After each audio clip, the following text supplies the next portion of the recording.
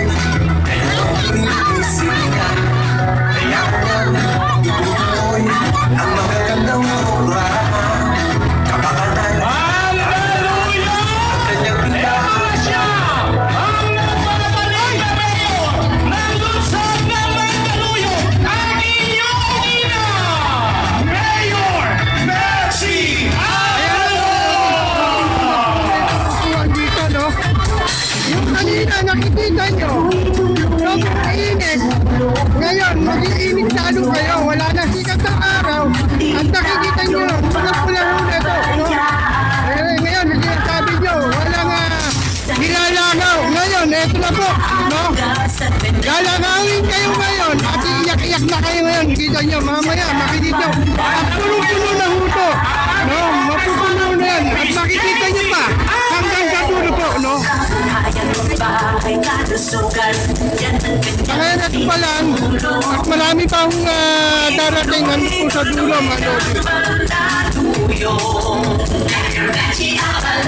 At sa kanyang pagbati, palakpakan natin, Congressman JC Avalos! Ngayon, ang sinasabi nyo kanina, umiinit po, no? Mainit talaga dahil wala pang tao. Ano pa lang yan, tanghali pa lang. Ngayon, wala nang init ng araw ngayon. Iitumpit ko ngayon, makikita nyo kung gaano karami ang taga Mandaluyong, no? Ayan. Tandaan niyo po, hindi po Iinit yung mata nyo, iinit pa yung mga backlog nyo. kung hindi. Kaya mamaya, antayin nyo lang po. Ng dagal. Magandang hapon po sa inyo. Nandito po tayo ngayon sa may sa Boulevard kung saan po makikita nyo yung alya sa Bagong Pilipinas kung saan po last day po ng rally ng ating Abante dito, no? Kung nakikita nyo po, ang dami na. Ayan po, meron tayo dito may interview. Mami, ano pangalan nyo po? Rosana Lapo, Taga saan po tayo? Black 40, additionally. Ano po masasabi nyo dito kay Senator Avalos po? Wala po kami masabi lahat ng pangangailangan namin ay kanyang binibigay. Ano mo bang naigawa niya rito sa may Mandaluyong?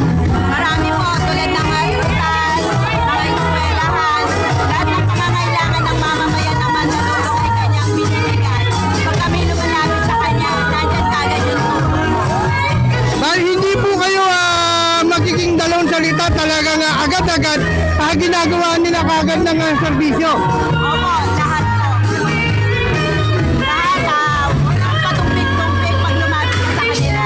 Bibigyan kanila talaga ng oras. Hindi lang po, dapat lahat ng senador, kailangan po natin iboto para po ang ating senador ay siguradong pasok sa Alianza. Eto, Lunes na po. Ilan ba iboboto nyo? Dapat lahat na iboboto nyo na po. Yun naman yung sa aming puso. Ayun, tama yun. Hindi naman pwede nga, may pipiliin kayo. So, alam mo natin, dapat ipiliin natin ang tama, no? Hindi po tayo basta-basta lang kasi tayo ay magdididi. Maraming salamat pa, Mami. Ayan po, nakikita nyo. Eto pa ho, no?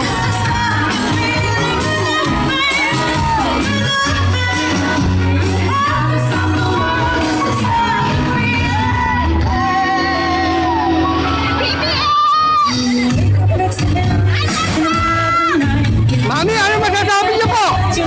Ano masasabi niyo ito kay Senator Avalos? Ayan. Kaya sa kanya mang tumatakbong may bahay.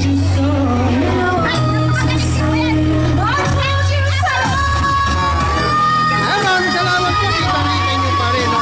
Talagang suporta ng ating mga baba. Mamaya-maya pa, pumunta ho tayo doon sa dulo. Ay dahil po na isa-isa po na pumapas. At marami pa ho. Kung nakikita niyo po, nasa dulo. Ayun, no?